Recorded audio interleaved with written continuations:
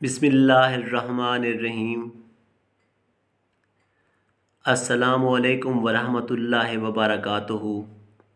उम्मीद है आप लोग बिल्कुल ठीक ठाक और खैरियत से होंगे। आज का जो टोटका है वो बवासीर के लिए है। चाहे बवासीर खूनी हो या बादी हो, उसके लिए बहुत ही मुफीद है। इसके लिए बहुत ही आसान से अज्जा हैं। सबसे पहला जो जुज़ है वो तारा मीरा का बीज, जिसे उस्सू का बीज भी कहते हैं, जिससे कड़वा तेल निकलता है, वो आपने 50 ग्राम लेना है।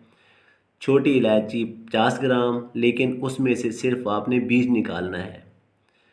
मिश्री 50 ग्राम। आपने इन तीनों अज्जा को, छोटी इलायची के बीज, तारा मीरा का बीज और मिश्री, सबको किसी हवन दस्ते में डाल के कूट लेना है ताकि इससे बारीक सफ़ूफ बन जाए। आपने इस सफ़ूफ का 1 चम्मच रोज़ाना निहार मुँह पानी के साथ लेना है। इंशाअल्लाह इससे आपको बहुत ज़्यादा फ़ायदा होगा। दुआओं में याद रखिएगा। अल्लाह आपका हामी व नासिर। अल्लाह हाफिज़।